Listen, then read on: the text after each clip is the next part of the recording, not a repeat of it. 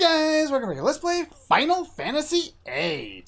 Last time we made our way down through the deep sea deposit. And we arrived down at the very bottom, and then things kind of went wrong for us, and we just said, nope, we're going to leave this for next time. So this time, I've set up my characters, and I've moved a couple of different characters in. Typically, I like to keep Irvine and Rinoa together because I find that they kind of balance each other out. I got a physical attacker and I've got a magic user. She can do a lot of damage and she's got her invincibility buff with her limit break. Irvine can just deal damage to anything. And I like to keep Zell and Selphie together because, again, similar reasons. Magic, physical. Quistis basically works. She can work as magical or she can work as physical. However we want, but this time I'm going to pull in Quistis and Irvine specifically for their limits. Now, let's take a look at how I have things set up here. Unfortunately, my stats are a little on the low side here with Irvine just because he's a lower level character, which means my stats aren't going to be as high, which might have a little bit of an impact on things. Might. These are my setups. Status and Elemental don't matter other than Quake. In fact, we should pull off Shell and put Quake on one of them. It's already at 90%. Well, we could get healing out of it. Sure, why not? It's the only element that the upcoming boss can hit us with. We want to get as much magic stat as we can possibly get, and as much HP as we can possibly get. As far as our abilities, everybody's going to want magic and item, and of course draw. Auto haste, magic, strength, HP. Over here, we have similar things. I put pain on magic just because that's going to give me the highest amount, and I will explain why that's the case in a little bit here. Strength is still at max. Got holy up on HP now. Actually, I can put meteor on. I had taken it off because I wanted to use Meteor down here, and then I found out Pain was better, so I went with that. Here we got Magic 60, Strength 60, lots of stuff, basically the same as we've seen before. And Quistis here, we have Auto Haste, Strength, HP, and Move Fine so we can hit the draw point, and once we actually move on, we'll put Magic plus 40. In fact, I might as well just do that now since I don't need to save after this. We have already done so. And here, same thing. You'll notice, though, I only have one Ultima on each character. And I have one Ultima, but it's junction to my attack, or in Squall's case, it's junction to nothing. I could junction it to attack, but it won't make any difference because his attack's already maxed out. But yeah, we want to get really high magic stat. We want our auto haste. We want to be able to survive. But we also want to be able to draw. The save point's gone because I no longer have that set up. There's one more thing I want to do before we move forward, and I would like to card mod something. Like to card mod Gilgamesh for Holy Wars. I already have one of them. I need two, preferably, for this fight. And it's not that I need two of them, it's that I need two of them if I want to draw all the things that I want to draw. That's pretty much all we need to do in there. So now, with that being said, we are set up, we are ready to go. We've already seen this, so I'll throw on fast forward and we'll go through this a little quickly here. But yeah, setup is very important for what's coming up here.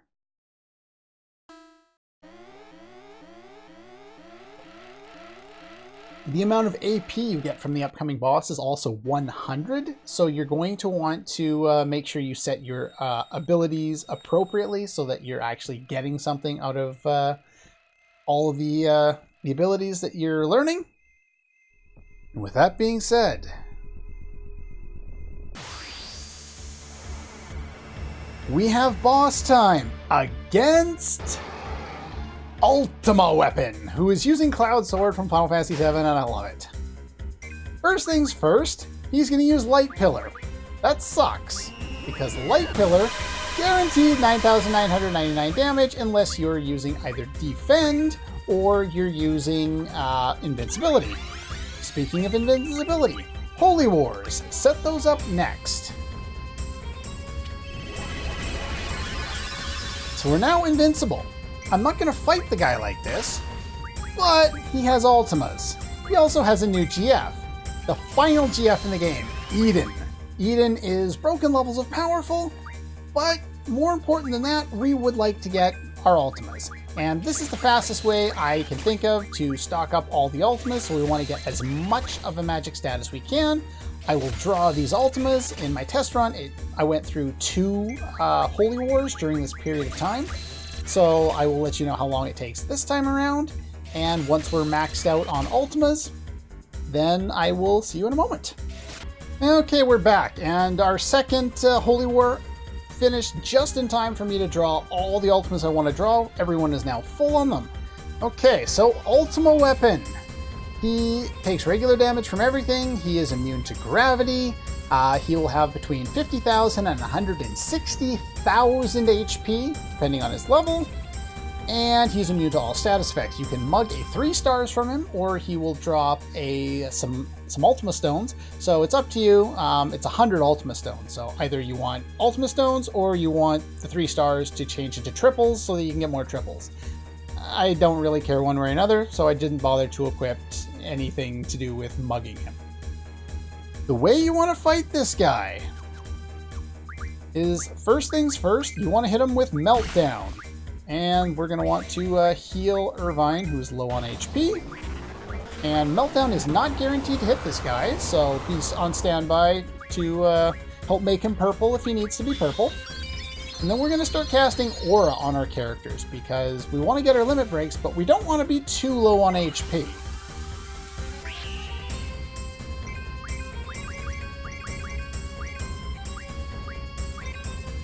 We got, nope. Aura on Squall, and over here we're going to make use of, where is it here? Mighty Guard. Mainly for Protect, because his normal attacks are pretty powerful. It will not reduce the damage from Light Pillar, which will still deal 9,999, unless, as I said, you're under the Defend status, or you're under the Invincibility status. Okay, so now we can go and attack him. Thing is, he does have one other attack, or 2 other attacks that we haven't seen. He has the Meteor ability, which we've seen, and he has Gravija, which we've also seen. So this is going to kill somebody. I'm just giving him time because Phoenix down on you, and follow up with next potion. And my auras have already run out. Wow, that was a lot faster than I expected. Let's get Irvine in here to deal with the brunt of the damage here. No, I don't want to put Aura on the boss. I don't think that does anything, but I definitely don't want that. But yeah, make sure you draw Odin and then draw your Ultimas, and you should be pretty much good to go. All right. Now, we haven't seen Pulse Ammo, so now I think is as good a time as any to show it off. Hypershot. Hypershot, unfortunately, is not as good as it could be because we just... Come on.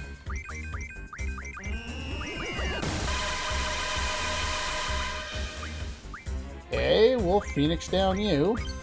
There we go. And now for my favorite. We're going to do some quick shots.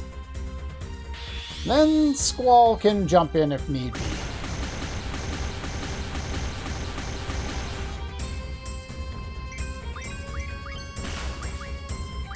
Alright, Squall, finish the job. Yeah, he's got a lot of HP, but at the same time, we can deal a lot of damage. Not with Blasting Zone, but we can. At the end of the last episode, I just kind of, for shits and giggles, I thought, it's like, oh, let's see if I can win, because he used Light Pillar. I didn't revive anyone until after the fact. I kept trying to revive Squall so I could get his limit off. One limit with Squall, one with Zell, and I won. And he's down. This is one of the game's super bosses. He's powerful. He's very powerful. Meteor hits everyone, and it's hard to protect against. Quake you can protect against. His Sword Swipe you can use Protect to protect yourself against.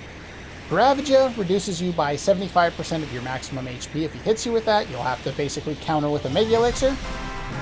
Or with a bunch of, whatever they are, Kiragas or something like that. But yeah, we get Eden's card for defeating him. We get 100 AP. The Eden GF. And I got 100 Ultima Stones somewhere along the line.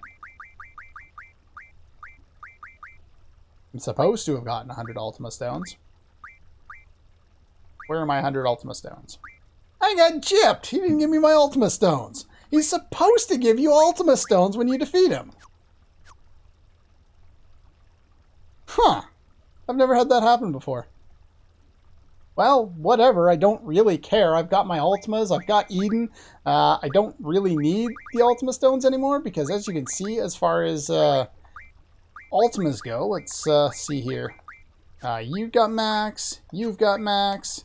You've got 99. You've got 99. And you've got 91. So what I'm going to do is I'm going to give away all of them, so I only have one character that's missing them still, and then I will, I was going to use some of those Ultima Stones to finish it off, but I guess I'll just go back to the island close to Heaven or Hell and finish them off there. But yeah, we got the final GF in the game, and with that we got the second last card in the game. As you can see, we've already filled out all of them on level 8, all of them on level 9 except for one. We were missing Bahamut for 4 and Eden. With Squall, we finished up all the player cards, so there's only one card left that we haven't found yet, and that's what we're going to go get next. But before we do that, Eden. Eden comes with, or has the ability to learn GF Ability Medicine. This is what I was referring to last time when we were talking about using the Dark Matter to refine into other things. We needed this ability, which I did not have yet, so there's that. Again, someone else can learn Dark Side. Devour is a very interesting command because Devour can devour an enemy who is lower on HP and convert that enemy into possible permanent stat gains.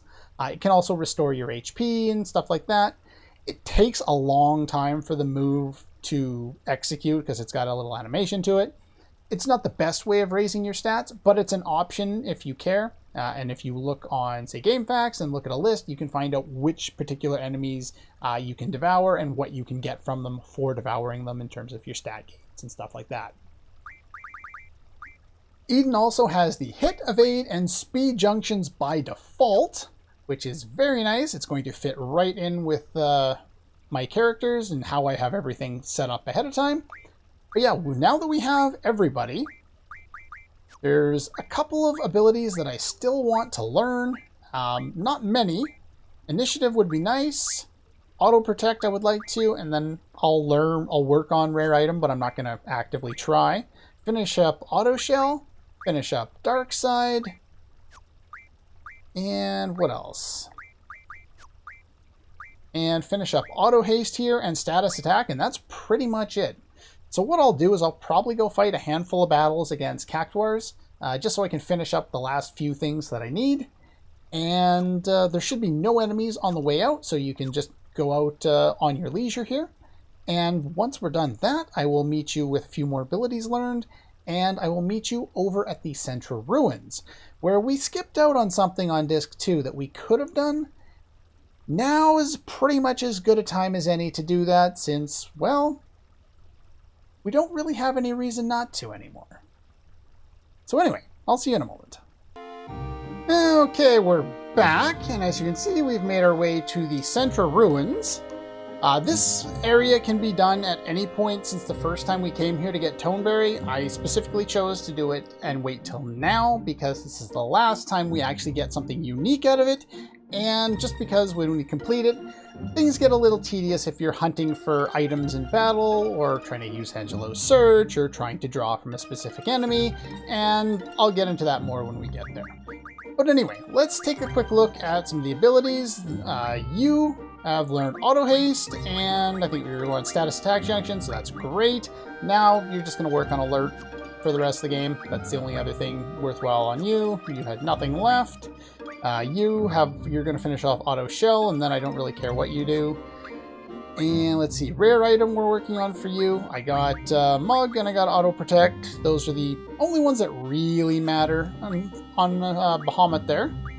Let's see, you're done all your things, got initiative. Not that I really care for it, but it's a nice idea to have, especially for some of the game's super bosses. You're done working on all your stuff, and you really only need to do a couple of things with Eden, and that's GF ability and boost. That's pretty much the only thing that matters. I'll let you work on expand 3 to 1 because you might as well work on something, but other than that, I really don't care. I don't need another dark side user. I'm probably not going to use much more of dark side to begin with.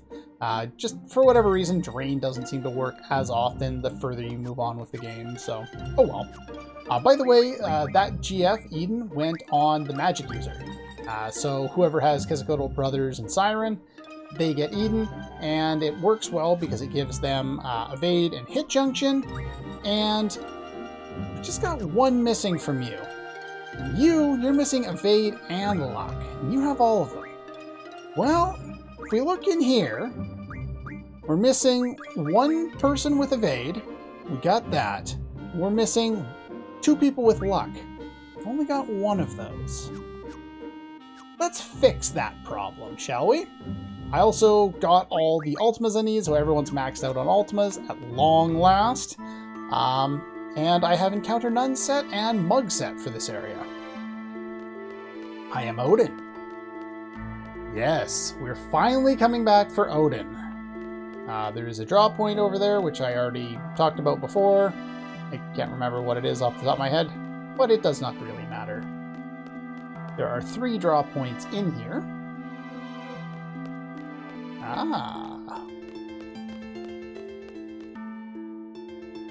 Now, if you came to do this earlier on in the game, you could have gotten something different out of it. But yeah, all you do is you walk up here and, well, we fly. Not exactly sure how this works, but sure, why not?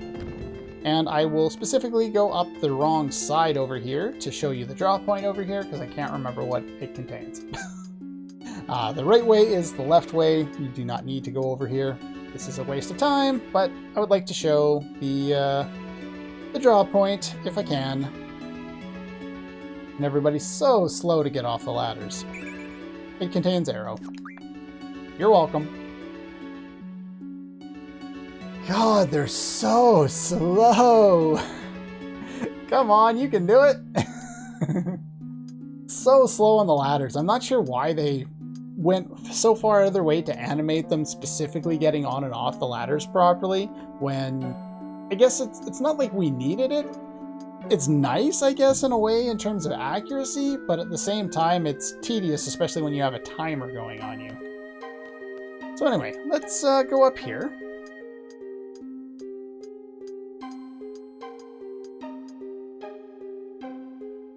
If you came in here earlier, then you would have been able to get an extra reward out of this that I'm not going to get because I don't need it anymore, but that's entirely up to you. You came in here early, I will go over, probably in the next episode, why that's kind of a problem. Oh, okay. What did that accomplish? Yeah, the game's not super clear with what we're accomplishing by doing the things that we do here, but oh well. We do something and then we move on. This is only a small little minor puzzle. It's not all that big of a deal. It's actually rather short, this area. They give you a 20-minute timer, but you don't really need that.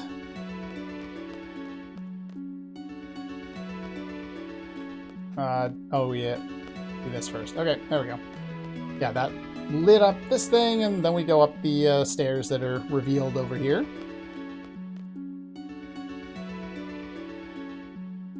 And let's go up here.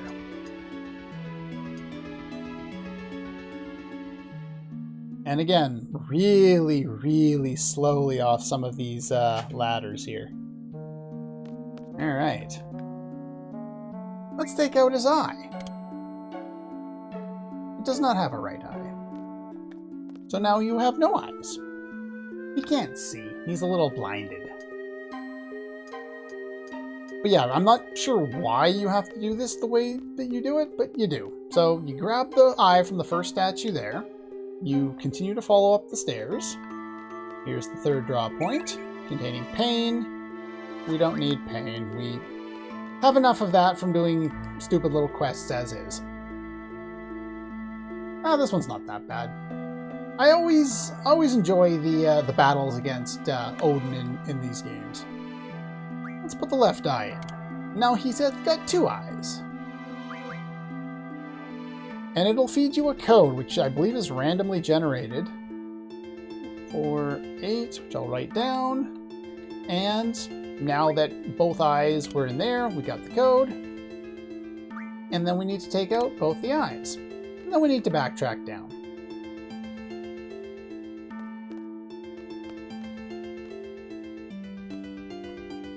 I specifically like the earlier fights against Odin where he had the lightning weakness. I guess based because he had, you know, a giant sword or a giant spear or whatever. So it's like, okay, you know, it's a nice little kind of nod there. I guess that kind of makes sense. That's cool. Gives you kind of a reason to think. So anyway, let's put these eyes in. Later fights against him, like the one in Final Fantasy VII, was unique and different and interesting, but it wasn't particularly all that difficult. Now here we can press left and right to adjust the number, up and down to select which number you're changing. And we just need to fill in the code that we got before. Yours should be different, and then I think, yeah, you press the cancel button in order to back out of that. And now that we've inputted the code, we can go this way, back down the ladder.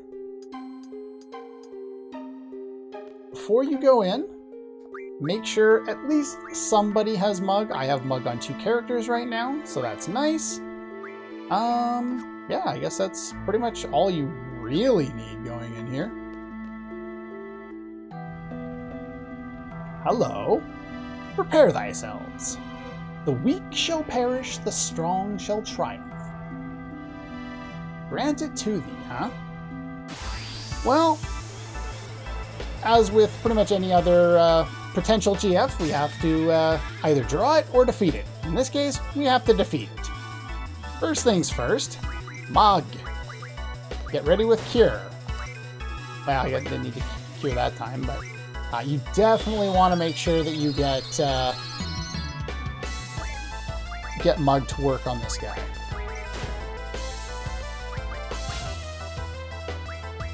Video game, please give me my item. If you don't get this, it's a reload, basically. You definitely want to get this.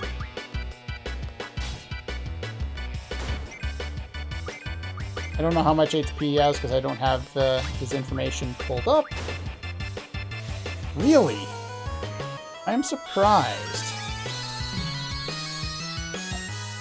Didn't expect the hit rate to be this low.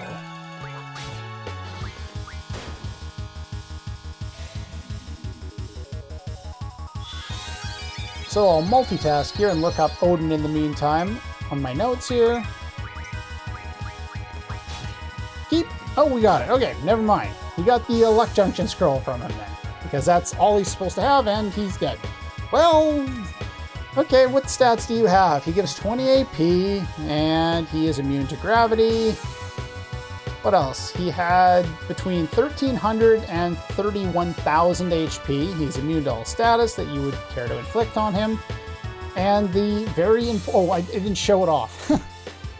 If you come in here earlier on in the game and you don't have triples with everybody, he does have triples no matter what level. I just forgot to show it off. So yeah, you can draw Stop, Death, Double, and Triple from him if you're interested in doing that. He doesn't do anything. He counts down. I think when the timer reaches 0, he uses Zantetsuken and it's instant death and you get game over. So there's that. And there's our final card, Odin's card. Call upon me in times of trouble. Well, the interesting thing about that is we already had all the GFs. Odin is a little bit different. He's a GF that acts on his own, and he will randomly show up in battle, and he will show up at the start of the battle, and he will just kill all the enemies with Zantetsuken if they're susceptible to it. If they're not susceptible to it, then he will just deal a small, well, I don't think it's a small amount of damage, but he'll deal an amount of damage based on strength or magic stat or something. And yeah, he'll do a bit of damage and then he'll go away.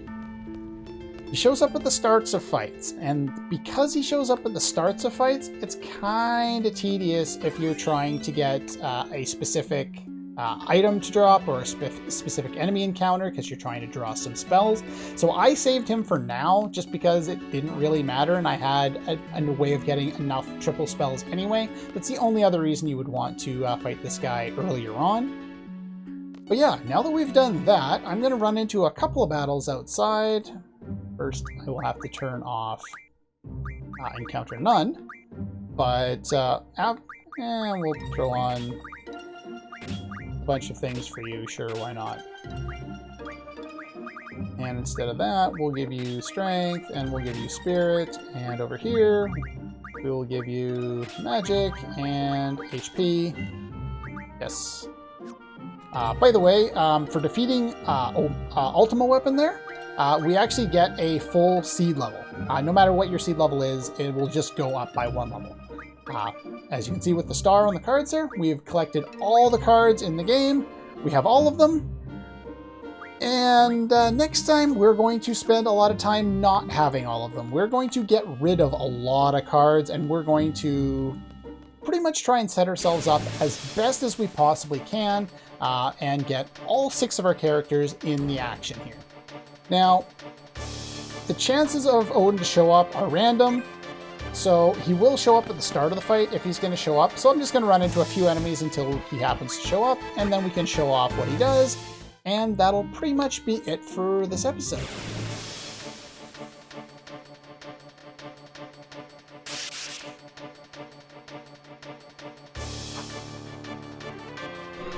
There we go. Only took, I think, about 5 attempts for him to show up. But yeah, he has a random chance of showing up at the start of a battle. His damage, I believe, is based on your lead character's level, as well as his chance of instant deathing the enemies, and that's pretty much what he does. You instantly win the fight. Like I said, some enemies are immune, and those ones he'll just deal damage to.